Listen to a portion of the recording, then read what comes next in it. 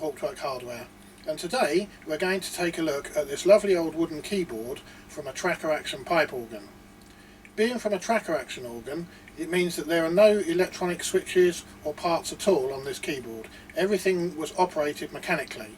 So all that has been removed and we're left with a bare wooden keyboard which is in very nice condition and has a very nice action. So we need to add some switches to it, and we're also going to look at adding some thumb pistons so that we can use this with Hauptwerk or another virtual organ arrangement. Let's go and take a closer look. Okay, so here's our keyboard. It's in very nice condition, it's all wood. It's part of a stack, that's what these locating dowels are for, either side. And there are actually 4 of these keyboards in the stack. The other 3 we've already done. They're all Midi-fied and working. But I thought I'd make this video as we do the last one here, just so you guys can see what's involved if you've got a wooden keyboard with no contacts or anything. Basically what you need to do so that you can use it with a Midi encoder and a virtual organ software. So the way this works is pretty simple really. If you press down on the key at the front, it pivots about this point here and the back of the key lifts up. So if I press that down, you can see that happening quite clearly.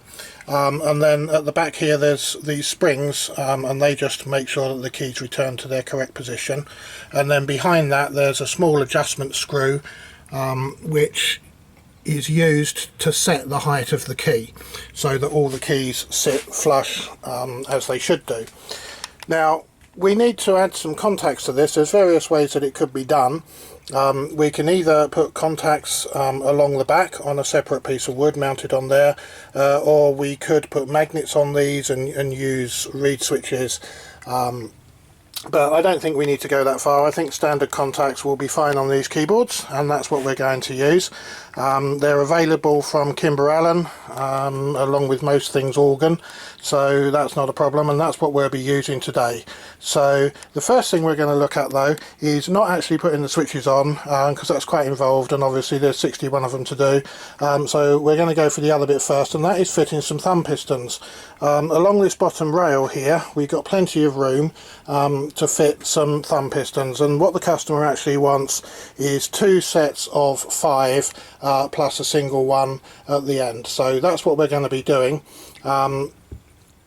and that's going to require us to drill through this board at the bottom here, which is removable. There's 2 screws and it's basically dovetailed into the frame. The tricky part, however, as you can see down there, are all these pins which are actually what the keys sit on and what you use to adjust them laterally. So those will obviously dictate where we can drill through this board or panel. Okay, so these are the thumb pistons from Kimber Allen, which we're going to be using.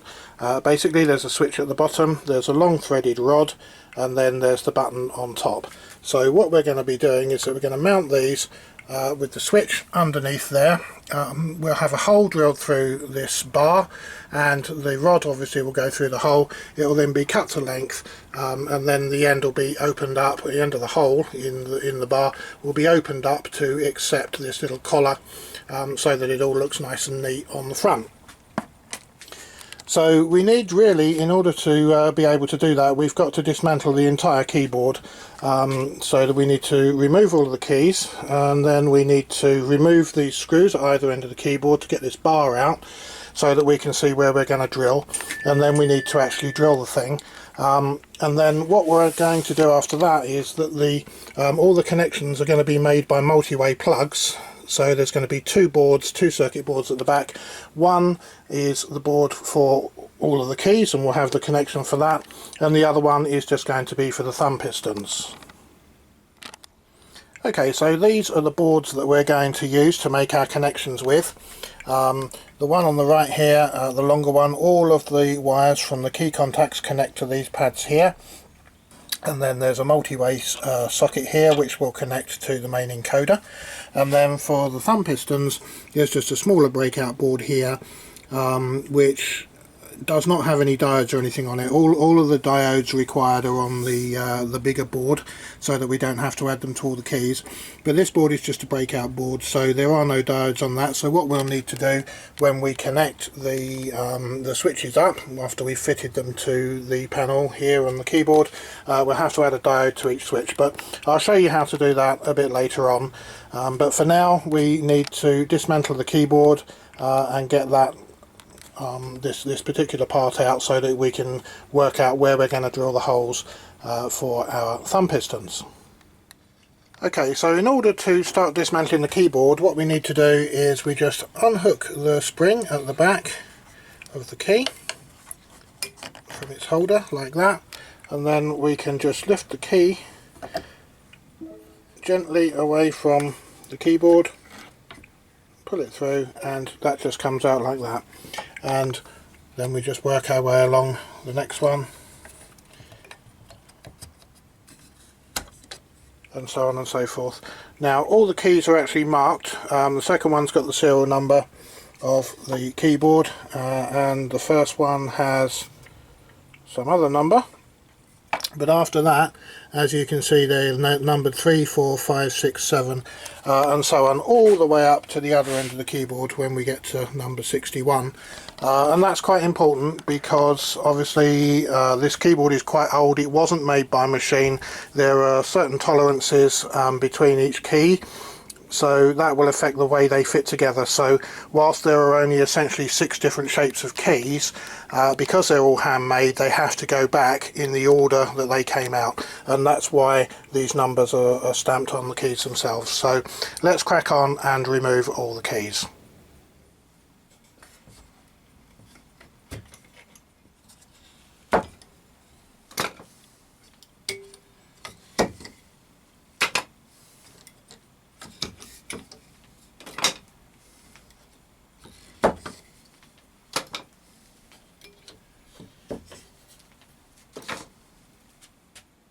Okay, so here's our keyboard with all the keys removed. So we can see we have these locating pins along the front rail here, and we need to drill in between these, because obviously they're screwed down into, or pressed down into the wood. So if we were to drill through in the wrong place, we're going to hit that, and that's going to be a bad thing. So we need to work out exactly where we're going to drill between all of these, but still try and keep the nice spacing between the thumb pistons.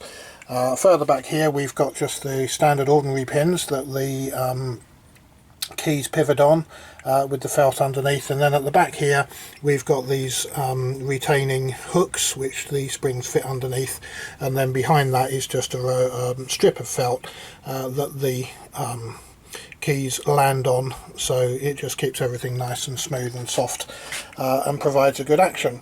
So what we need to do is look at now removing this bar from the keyboard. So we've got 2 screws at either end to undo, and they're dovetail joints, so it should just come straight towards us out of the bottom of the keyboard. The others have been incredibly tight, and we've had to be really careful about how we press these out, or try and knock them out a little bit at each end with a small hammer or mallet, but we'll see how it goes.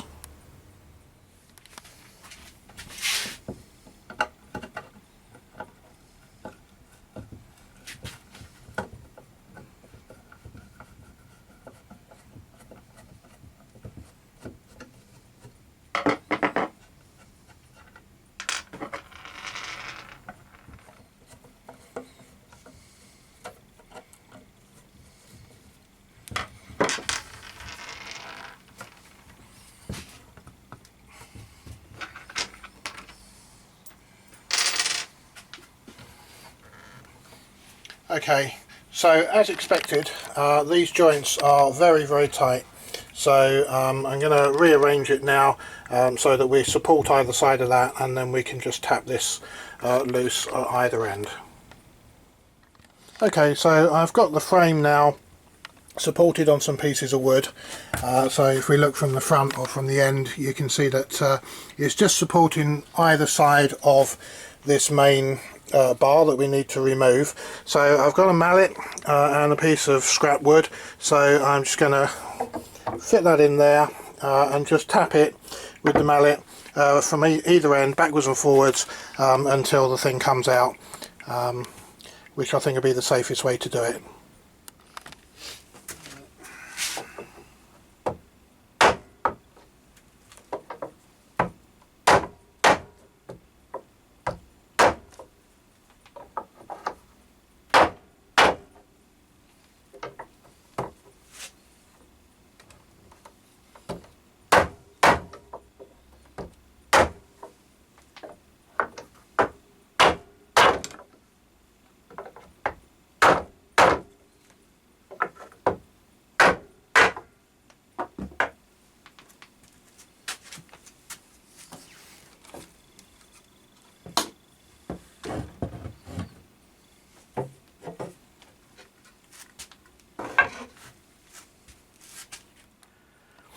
Okay, so the bar is now out.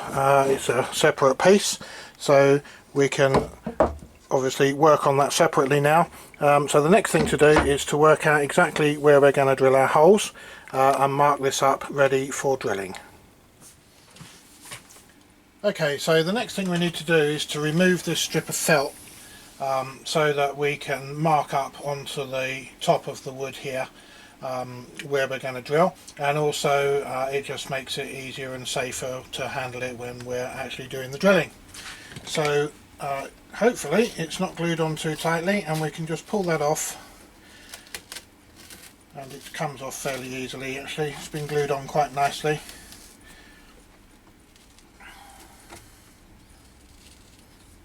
Okay, just need a blade from that point. So I got one of these handy little razor blade things for, I think it's for scraping paint off a glass or tiles or something, but they're jolly handy just for getting underneath and just starting to loosen up the glue where it's hard. Most of it pulls off very, very easily. Just the occasional bit where, rather than damage the felt, if we can just get underneath with the blade and just help it along. I'm not really putting any force on this, obviously my other hand's right in front of it, so if I was it would be dangerous, but I'm just gently cutting through where the glue's a little bit more substantial. I think it's actually blobs of PVA or something that somebody's used here at this end.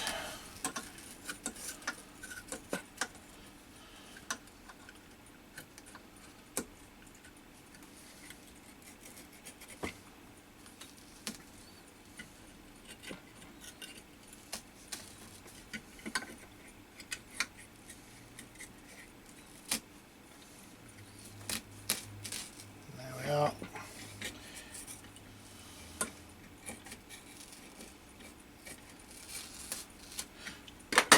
And that comes off as easily as that, and we can see where over the years people have changed it. Clearly it was green. There was some green felt on here before, which has been obviously replaced by this red, but now we can get on and mark where we're going to drill. Okay, so I've put a mark where I'm going to put each thumb piston. I'd like to get them all equally spaced between each other, so there's one group of 5, there's another group of 5, and there's a single one on the end. Each group of 5 I would like to have equally spaced, but because of where these pins are you can't get them exact, so I've got them as close as I can that will work with the layout of these pins, and I've just put a ruler across just to check that where each hole's going to go is in fact going to miss all of those pins. So it's quite close on some of them, within sort of 5 or 6 millimeters, but at least they're all going to miss. That's the important thing. So what I'm going to do now is I'm going to mark all the way round the wood using a square. It's going to be tricky to do it on the top here, but that's not that important because we're going to be drilling through from the top and coming out the bottom. So I need to know exactly where the lines are going to be, and I need to know the centre of the top and centre of the bottom. So I'm going to mark that for all of these, and then we'll be ready to look at drilling the wood for our pistons. Okay, so I've finished marking out our piece of wood. and what I've done is, it's quite tricky to see on this side actually, but I've made a mark down with the square for each place where I'm going to drill, and then I've carried that round along the bottom side and back up the underside, and I don't know if it shows up, it just about does. I've made a mark with the marking gauge set to the centre of the wood, so that I know exactly where this crosses here is the point where I've got to drill. And then on the other side of the wood I've done the same thing, so again I can see where the drill should come out. Now that's where it all starts getting quite tricky, because this wood, bearing in mind we're drilling in from one side right through and out the other, and the actual thickness of the wood is about 3 inches or so, 3 inches and a tiny bit anyway, and it's hardwood, I think it's oak, so we're going to need quite a good drilling setup to make that happen.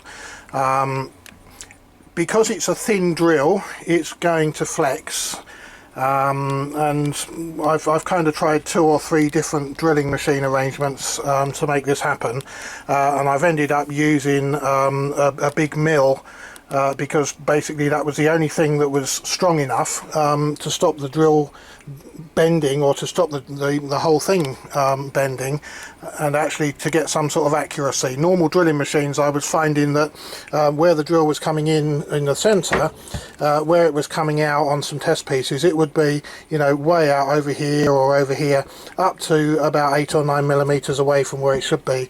So sharp drill, long drill, and a very heavy duty machine, and that's what we're going to be using.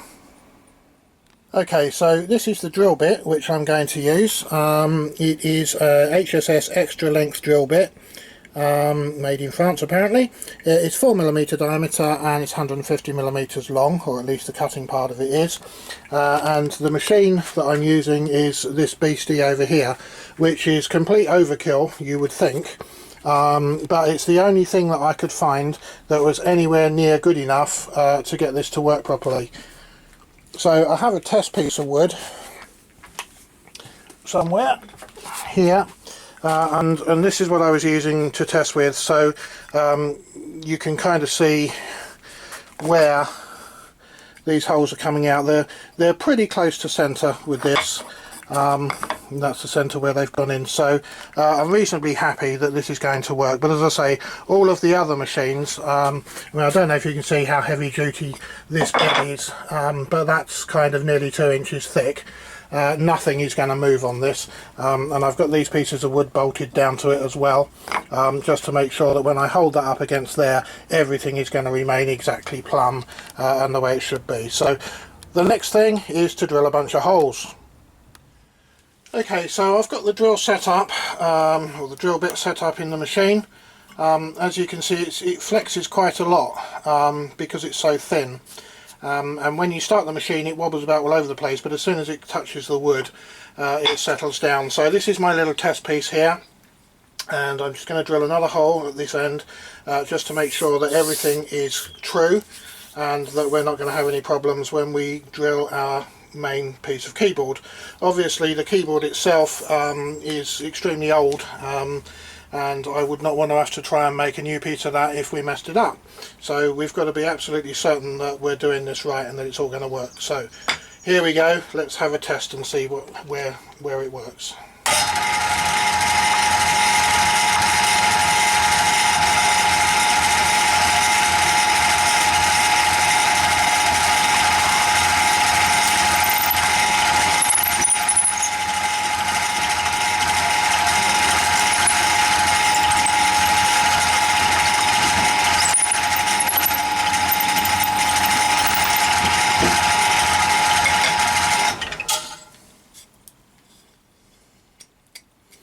Okay, so that's where we went in. We didn't go in quite in the centre, but if we look at where we came out, in fact I'll just get a rule and we can measure that and be exact. Right, so we went in at 11mm from this edge, and we came out 11mm from that edge, so I'm pretty happy with that. It's got a square end, so let's just check it over its length, make sure that we're okay that way, and that it went through square. So that's at 125 from that end, and we came out exactly 125, so I'm happy that everything is going to work. So now we can go ahead and drill the actual keyboard part. Okay, so I've got the keyboard part in the or on the table now. I'm lined up for the first hole. I've made sure that we are central from front to back and that we're exactly lined up with the hole. Unfortunately my arm's kind of a bit in the way of the shot here, but it needs to be there because I've got to hold this very tightly. So here we go, let's have a go at the first hole.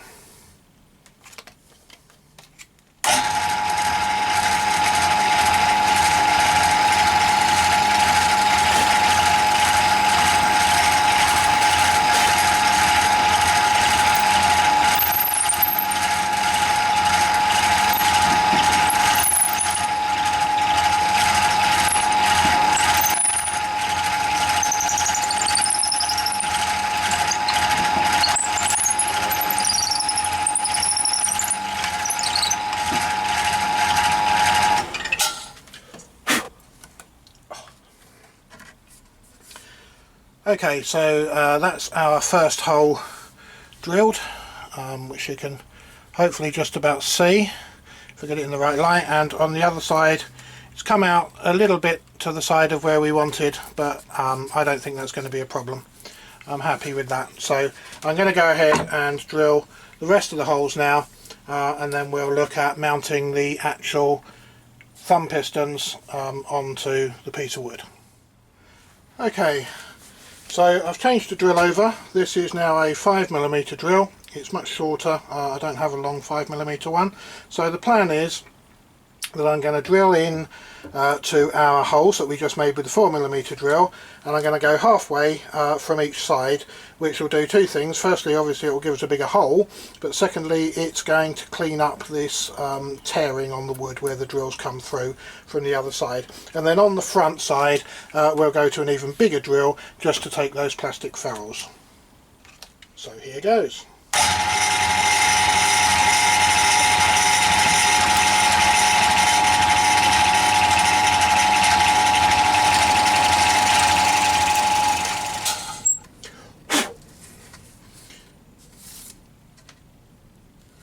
Okay, so that's all our holes drilled through. One of them was a bit of rye here. If you can see that one there is just a little bit off, but because they're now 5mm holes, I don't think there'll be any problem with it fouling the shaft of the thumb piston. So what we need to do now is just open these out big enough to take the little ferrules, so I have to get the right size drill. Okay, so the 12mm drill's fitted in the machine, and just make sure that that all is all lined up correctly. In both directions, which it is. Okay, let's give it a go.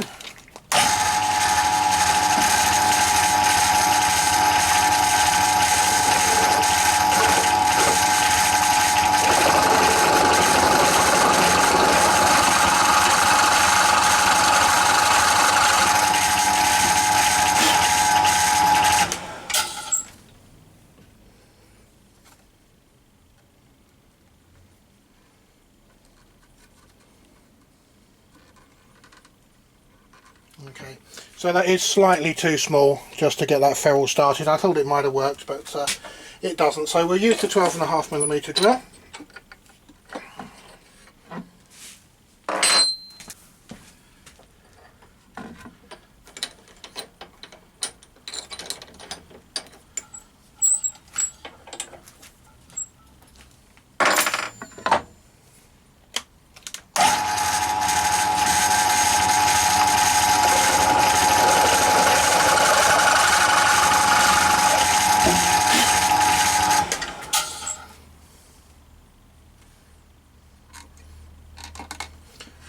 And that's a perfect fit for our little ferrule there. So I'm just going to do that to all of the holes now, and then we'll be ready to start looking at fitting the actual thumb pistons themselves.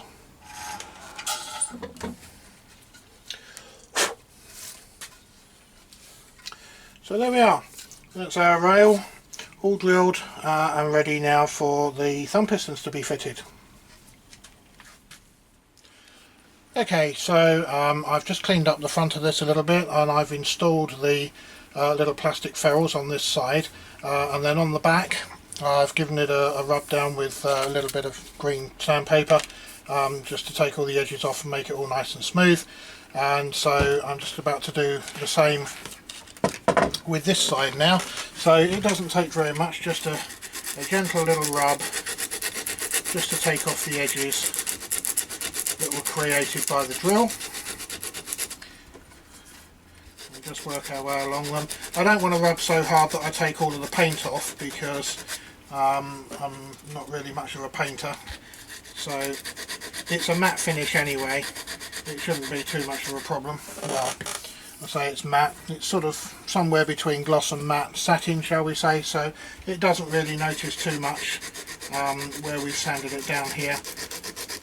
And where it's going in the stack of keyboards, it's going to be underneath the keys anyway, so I don't think there's going to be any problem with the finish.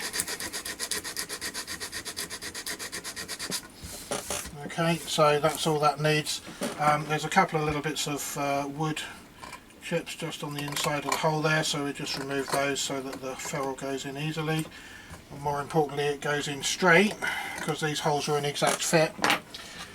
And then we'll just turn it over and give this side a quick rub down, just to remove the bits around the holes.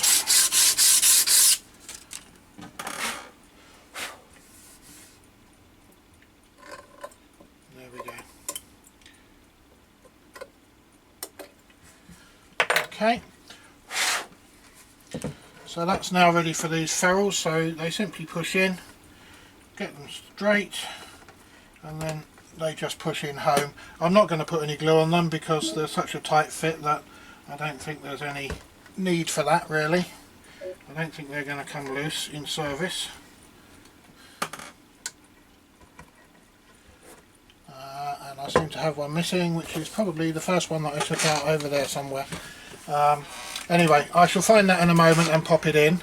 But you get the idea of where we're going. So the next thing now is going to be to fit the switches on the back with the shafts coming through, cut them to length, and then just pop these little buttons on, so that obviously they all look as they should. But that's a job for tomorrow. We'll come back to that probably in about a second by the magic of photography, but that's all for today. Well, good morning. Before I left last night, I took the time to glue this piece of red felt back on, just a few spots of PVA glue underneath, and I put that piece of wood over the top of it just to hold it all flat. So that's all reattached this morning, nice and ready to go. So the next thing we're going to do is fit the actual switches for the pistons, which are these things here. Okay, so we're ready to fit our switches now. We've got the switches here, and we're just going to pop those through from behind, and then we're going to use these little screws. They're 3 by 1/2 inch brass screws, just to hold them in with. I've installed a 2mm drill bit into the drill here, and the reason for that is that we're going to drill pilot holes for these screws. This is oak, it's a hard wood, and these screws are brass, which is a soft metal, so if we don't pre-drill them, the first problem is they're likely to wander off course. The second problem is that the actual screw heads are just ordinary flathead screws, and the screwdriver will slip because it will be too hard without a pilot hole, and that will damage the head of the screw. Or the worst case scenario is we'll get it halfway in and then it'll just shear off. So it's definitely worthwhile drilling the holes for pilot holes, and as I say, it's a 2mm drill bit I've found works perfectly for these screws. So the first thing we need to do then is just pop the switch through the hole and then line it up so that it's in a position where you can feel and hear that the rod isn't touching the wood anywhere. And then I just mark through with a pen on each side of the hole, like that. Take the switch out, and then we just drill a couple of holes for our screws.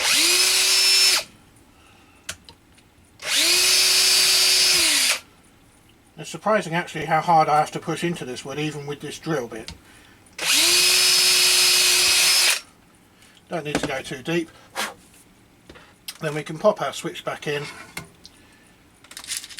get our screws, and simply install the screws to hold the switch in place.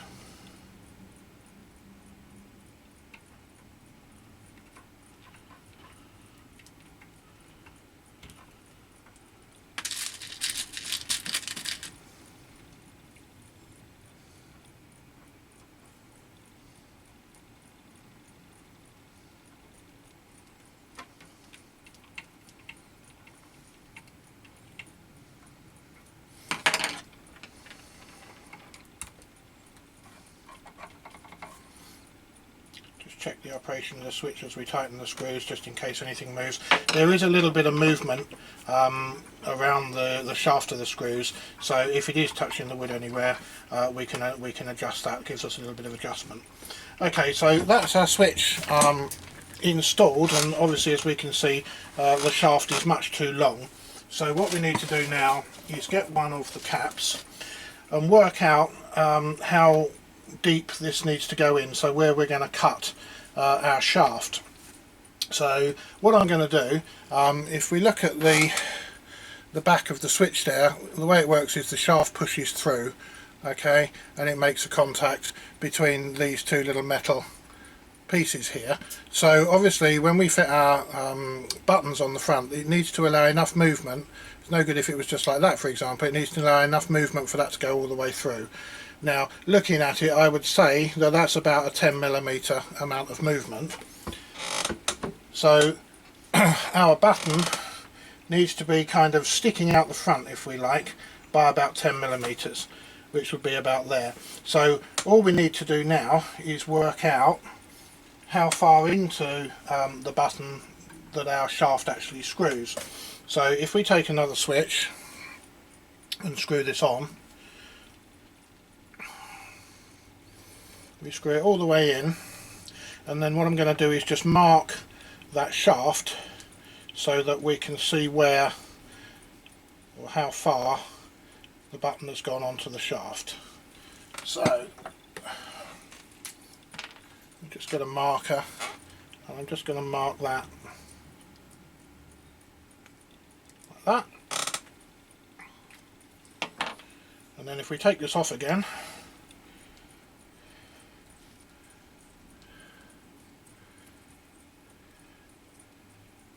goes in a surprisingly long way, really. It goes in by about 10mm, I should think. There's our mark just there. So if we want this button to stick out by 10mm, then from the back of the button to the end of the bit, or to where our cut's going to go, just working out how best to do that, there we go. So I'd say we want, if this is going to go in to there by probably 3 or 4mm, I'd say, looking at that, maybe a bit more, 5mm, then I would say that we want 5mm of this shaft sticking out the front of our wood here, and that should be a pretty good place. So if we just make a mark on that, then we've just got to cut this shaft and screw the button on, and we do that for all the others. So the best way I've found for cutting the shafts is simply to use a pair of heavy duty pliers with a cutting part to them, so sort of like wire cutters. These things are very old and really no use for cutting wire anymore. They've got dints and dents in them, but it'll be fine for cutting this. If you don't have anything like this, you could cut it with a Dremel, which would give you a nice perfectly square end, or you could even put this part in a vise and just cut that off with a hacksaw. Obviously you take the switch out first to do it, but that's really the kind of options. But quick and easy, and I know it works for us, is that we just use the pliers.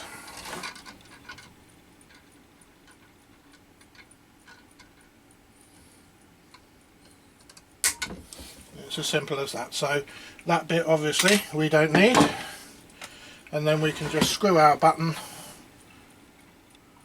onto the end of the shaft, making sure it goes on straight, because now we've cut it, the end of the shaft isn't perfectly flat anymore. But that will screw on.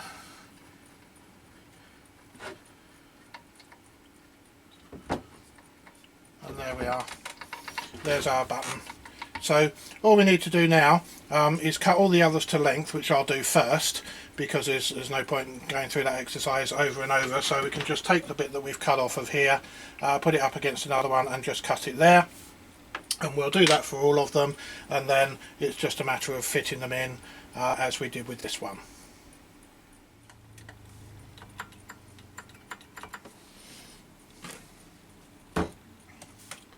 So that's the last piston fitted. Everything's working as it should be. So the next thing to do is to put this back in the keyboard frame so that it's all back in one piece, and we'll look at that now. Okay, so here's our finished rail that's got to go back into the keyboard, so I'm going to turn it over.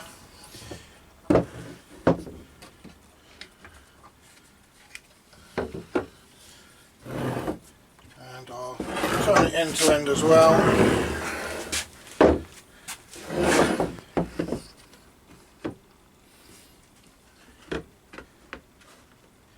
These joints are very, very tight, so just try and get them lined up, and then maybe use some clamps to draw them in with. Because I don't. Okay, so I've got a clamp on the end here. I've got a piece of scrap wood underneath, so I'm just going to tighten this down now to pull this joint back in. Make sure it goes in centrals as well. That's how tight it is.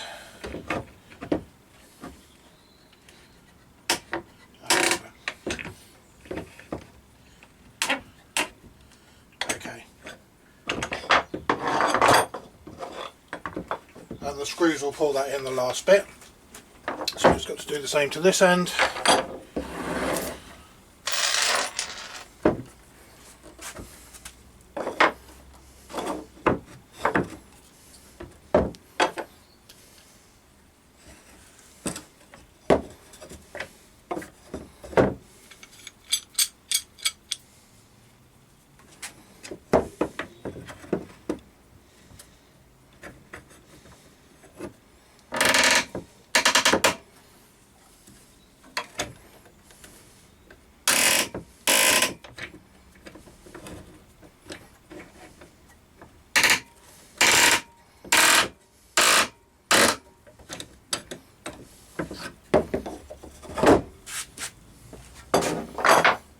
Okay, so that's back in place.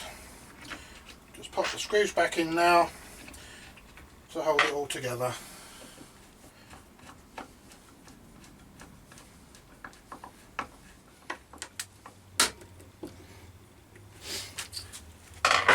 So there we are. There is one more job that we need to do on this, but I'm not going to do that just yet. And that is the wires from these pistons, the new pistons that we've put on, are going to have to be routed to the rear. And because this is the base, and as you can see it's completely flat, this will sit down on the actual table of the organ, the keyboard table. So we need to route out a slot here for these cables to come through.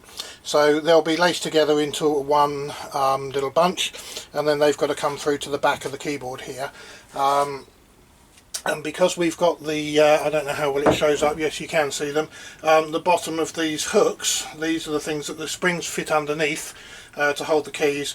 We're going to have to probably take a longer route round the side here or something between the screw and maybe through that joint to actually get the cables out. But we'll worry about that a little bit later on. The little felts, some of the little felts have fallen off, so we'll just pop those back on.